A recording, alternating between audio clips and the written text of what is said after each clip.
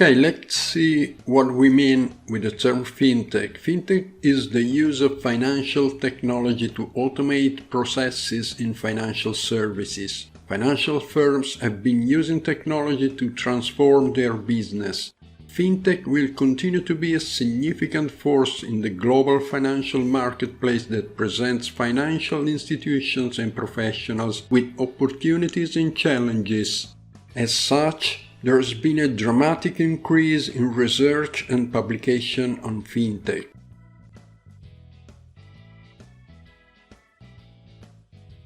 Recent years have seen an increasing amount of hype about fintech and venture capital in fintech in particular around the world.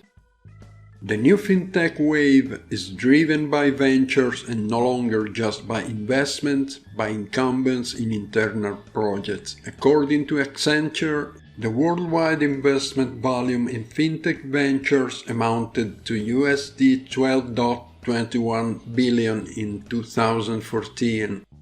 This new wave has been attributed by some researchers and practitioners to the financial crisis for at least two reasons. First, many skilled employees of banks and other financial institutions left their job, or even were fired, and sought new opportunities by undertaking entrepreneurial initiatives, leading to an increased supply of investment opportunities by venture capital funds. Second, since incumbents have been subject to stronger regulation and scrutiny by regulators since the start of the financial crisis, fintech ventures that develop products and services that are outside the scope of financial regulators have become more attractive relative to incumbents. A striking example are crowdfunding platforms that are often structured so that many of the services that are subject to strong regulatory oversight are either outsourced to other service suppliers, PayPal for payments, for example. Despite having made significant breakthroughs, deep learning nonetheless has limitations. These limitations can present themselves in the form of implementation challenges, unintended consequences, and ethical issues. In order to implement deep learning technologies well, large quantities of labeled and clean data are often required. Picking the right neural network architecture and the number of layers is largely an art today, and performance and robustness varies with architecture. To obtain large volumes of clean labeled data often requires significant effort on the part of firms in consolidating, fusing, and cleaning large volumes of source data. Data needs to be unbiased, or otherwise the machine will learn the bias that is inherently embedded in the data. It's a known fact that many facial recognition algorithms work well with certain races but much less reliably in other races and gender. It is also known that language models today are sexist or discriminatory because of biases ingrained in the training data. When such biases exist in finance, it means that certain races or gender may be subject to lower approval rates for loans, or higher interest for mortgages, or higher premiums for insurance.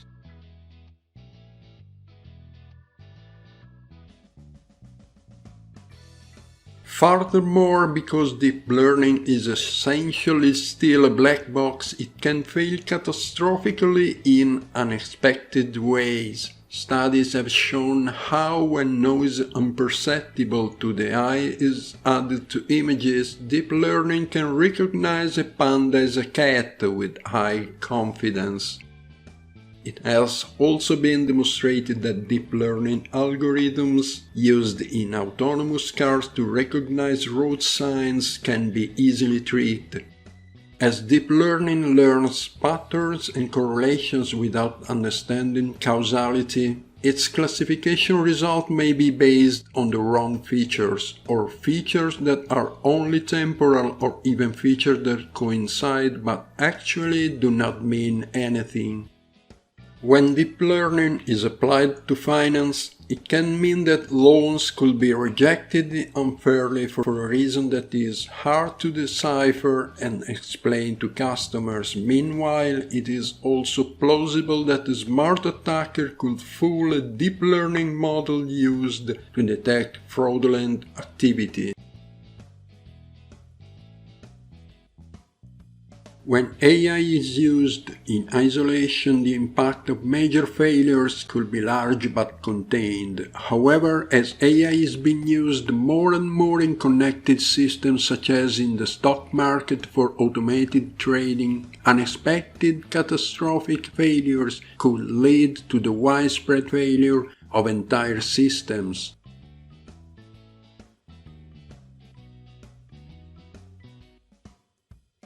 We don't need to go very far back in history to recall how credit default swaps caused the financial crisis of 2008 and the devaluation of Russia's ruble led to the 1998 crash of long-term capital management, a $126 billion hedge fund that subsequently required a bailout from the US Fed. Will the use of more AI in financial markets lead to similar catastrophic failures in the future?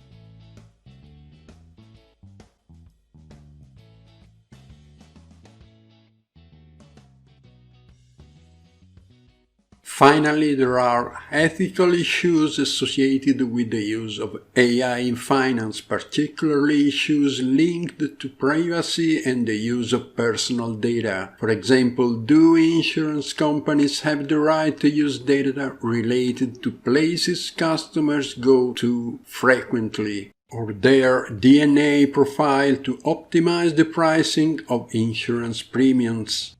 Other issues are linked to questions of fairness. Today, insurance premiums and mortgage rates may already be biased for people of a certain ethnic origin. However, with the use of deep learning to discover connections between multiple sources of data, we may end up faced with quotes and premiums that depend on factors that we will typically consider unfair and unjust from an ethical perspective.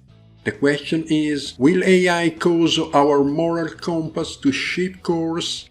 AI is the new electricity, and with great opportunity comes great responsibility. AI is not perfect and can be harmful if used improperly. What is certain is that AI will expose us to immensely challenging questions related to ethics and accountability, and we'll need to leverage the very best of our humanity if we are to find the answers we need.